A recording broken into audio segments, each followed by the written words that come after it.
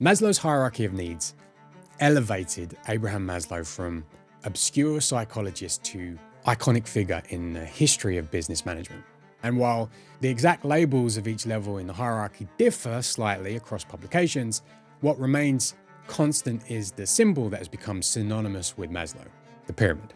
What you may not know is that, according to academic researchers, Maslow never created a pyramid to represent the hierarchy of needs. And having conducted an extensive search, found no trace of Maslow framing his ideas in pyramid form.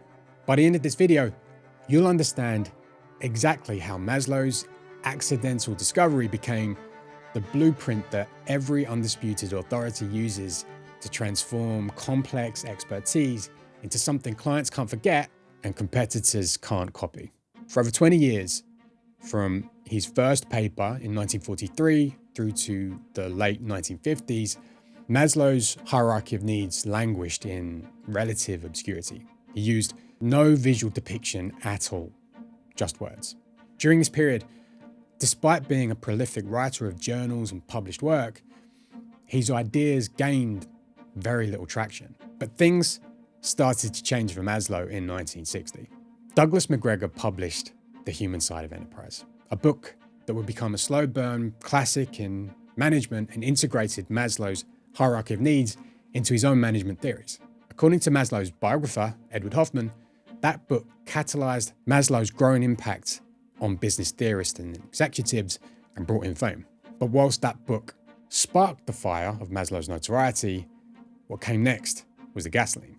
In the first year, the first pyramid representation of the concept appeared in Charles McDermid's article, How Money Motivates Men. McDermid was a consulting psychologist who advised managers to use Maslow's theory of motivation as a pyramid to evaluate employee needs and adjust compensation packages accordingly.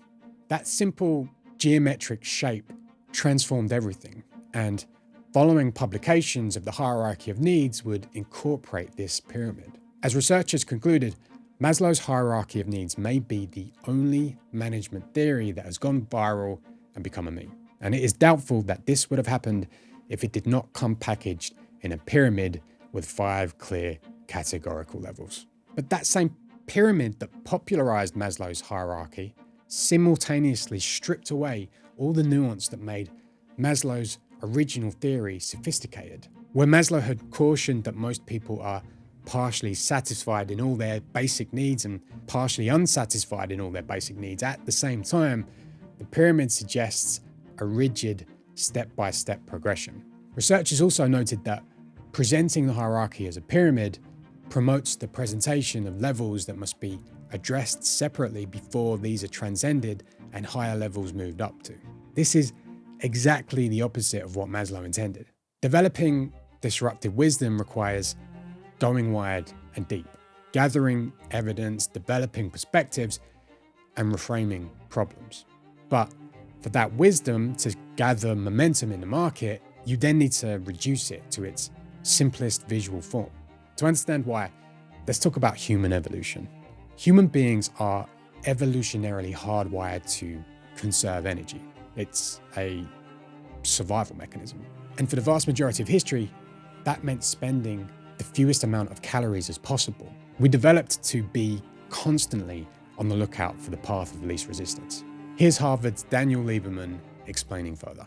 Life is a very simple equation. It's basically energy in, babies out. That's what life is all about. And until recently, the energy that was available for life was limited. And the only thing that natural selection cares about is how many babies you have who survive and reproduce. Unfortunately, that's all Mother Nature really cares about.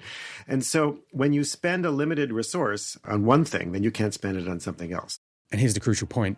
That urge to conserve energy doesn't just apply to physical exertion. It also applies to your thinking. Your brain burns 450 calories a day.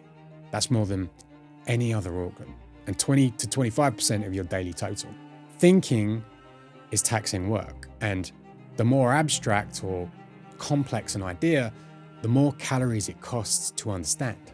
Which brings us right back to Maslow. For 20 years, Maslow's ideas remained obscure. The only people following along were academics in the same field. And that's because his original writing required readers to work through abstract psychological concepts expressed across a number of different papers. Those were the same ideas that would later take off, but in their original form, they were unappealing and overwhelming to the wider public. So what changed? A framework. In this case, his pyramid turned something previously complex into something simple. It now took a fraction of a second to gain a top-level understanding of his theory. And consultants need to do something similar. If you want your prospects who aren't anywhere near as interested in your area of expertise as you are to pay attention to what you have to say, you need to ask less of them, at least at first. That's the reduction paradox for authorities to navigate, and it's a pattern consistent amongst undisputed authorities. Develop insights sophisticated enough to justify expertise, accessible enough to clarify complexity. They first develop sophisticated thinking, but then create a top-level framework that captures their central thesis. Now, the framework doesn't always need to be literally visual.